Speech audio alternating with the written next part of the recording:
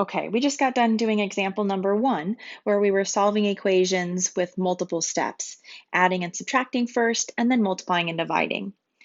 What happens though if we have multiple variables? If you remember back in example number 1, and really all the examples we've done so far, there's only been one variable. There's only been one x that we've had to try to get by itself.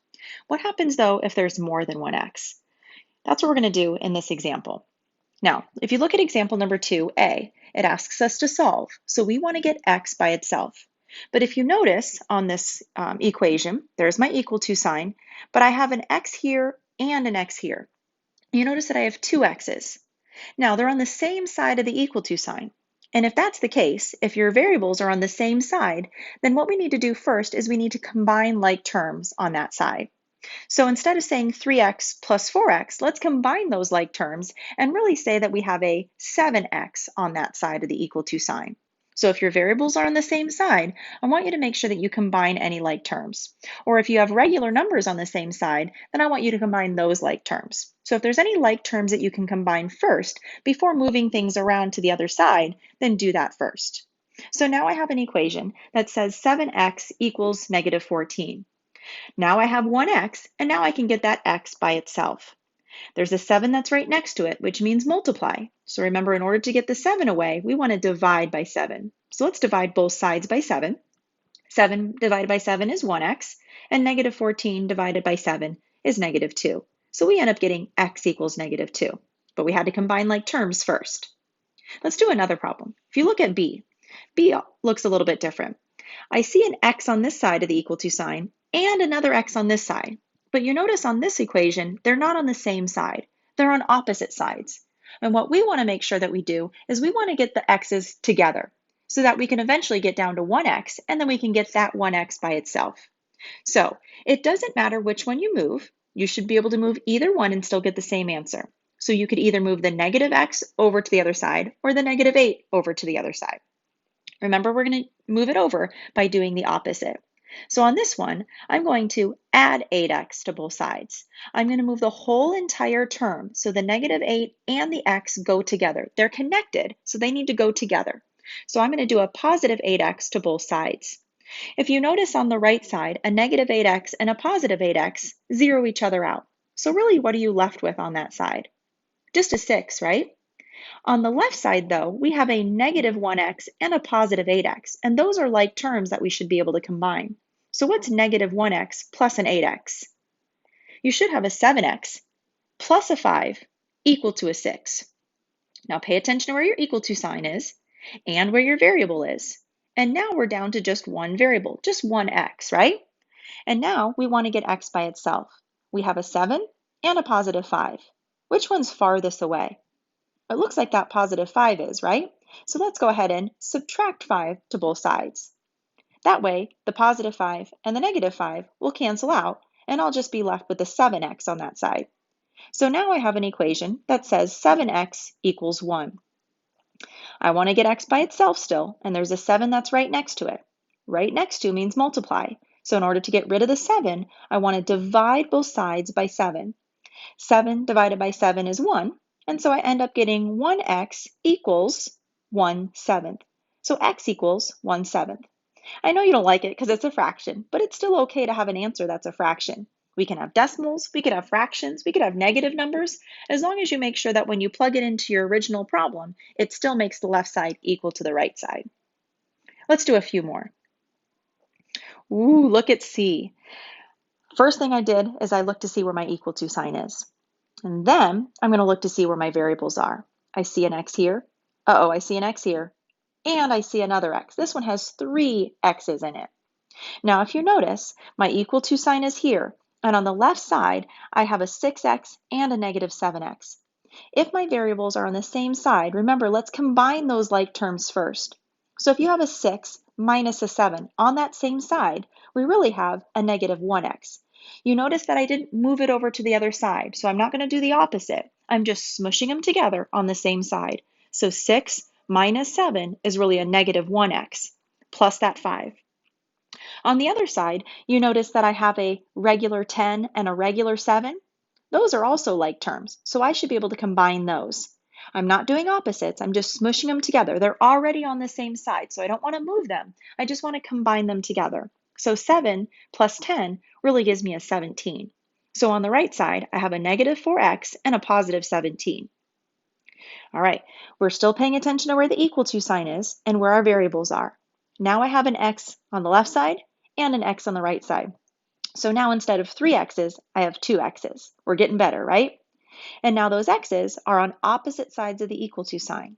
We want to get them together to the same side so we can eventually get x by itself. Remember, it shouldn't matter which x you move. You could either move the negative 1x or the negative 4x to the other side.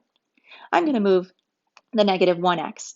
The opposite of negative 1x is positive 1x. So I'm going to add 1x to both sides. If you notice on the right side, negative 1x and positive 1x zero out, and then I'm just left with a 5 on that side. Over on my right side, I have a negative 4x and a positive 1x that are like terms that I can combine now. So I have an equation now that says 5 equals negative 3x plus 17. Now how many x's do we have? Oh, good, just one, right? And now that I have one, I want to get that one by itself. That means I need to get rid of the negative 3 and the 17. Remember, we want to get rid of the one that's farthest away first. So which one's farthest away from the x? Well, it looks like the 17 is, right? If it's a positive 17, it's being added to it. Let's do the opposite and subtract it to both sides. Positive 17 minus 17 is 0. I end up with an equation now that says negative 12 equals negative 3x. I still want to get x by itself. There's a negative 3 that's right next to it, which means it's being multiplied. So in order to get rid of the negative 3, let's go ahead and divide both sides by negative 3. Negative 3 divided by negative 3 is a positive 1. Negative 12 divided by negative 3 is a positive 4. I ended up getting x equals 4. Whew, lots of steps. You have to be very careful and very organized with all of your different steps so you don't make any mistakes on that one. You might want to pause that video, erase, try it again all by yourself, and make sure that you still get x equals 4. Let's try D. D also looks a little bit different. So every single one of these adds a little bit more, a little bit more, a little bit more. So let's try D. If you notice on D, D looks a little bit different because I have some parentheses here. You notice that I still are paying attention to where my equal to sign is, and I'm still paying attention to where my variables are. So it looks like I have x's on both sides. The problem is on this one, I have some parentheses, and I can't solve if there's parentheses in the way. So the first thing we have to do on this problem is actually take this negative 5 and distribute it through to everything in the parentheses so I can get rid of the parentheses. We've done this in a previous section, right? I'm also going to take the 3 and I'm going to distribute or multiply it through to everything in that set of parentheses. So here we go. On the left side, I still have a 2. When I distribute the negative 5 to the x, negative 5 times x is negative 5x, and negative 5 times positive 5 is negative 25. So you should have the same thing I do on the left side.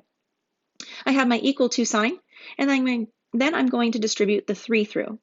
3 times x is 3x, and 3 times negative 2 is negative 6. And then I'm just going to carry the negative 1 down. Remember, I'm not distributing the 3 to the 1 because it's not inside the parentheses. All right, here's my equal to sign. I have an x here and an x here. But I want you to look at each side of the equal to sign first, individually, and see if there's any like terms. Well, I notice on this left side that I have a regular 2 and a regular negative 25. Those are just regular numbers. They're like terms that I should be able to smush together and combine before I start moving things around to the other side. Now, I'm not doing the opposite. I'm just combining my like terms. So if I have a 2 and a negative 25 on the same side, if I combine those, don't I really just have negative 23? I still have my negative 5x, and I have a negative 23. Do the same thing with the other side. I have a negative 6 and a negative 1. On the same side, if you were to combine those, doesn't that just give you negative 7? Again, we're not moving it to the other side, so we're not doing opposites. We're just combining like terms on each side first. So on that right side, you should have a 3x minus 7. All right, I have an x on this side. I have an x on this side. They're on opposite sides. We need to get them together. You could either move the negative 5x or the positive 3x. It shouldn't matter. I'm going to move the negative 5x. I'm going to move it by adding 5x to the other side.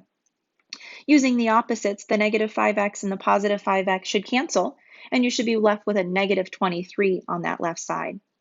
On the right side, 3x plus 5x is really an 8x minus 7. So your equation should look like this in the green. I now have 1x and I need to get it by itself. What number are we going to get rid of next, do you think?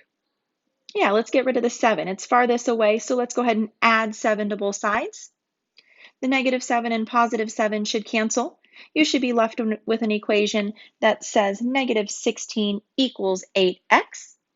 Now let's get rid of the 8, which is being multiplied by the x. So let's go ahead and divide both sides by 8. 8 divided by 8 is 1x. Negative 16 divided by 8 is negative 2. Whew, and I got x equals negative 2 eventually. I suggest again, you maybe cover that up, do it all over again, all by yourself, so you make sure that you don't miss any steps and you understand how we got x equals negative 2.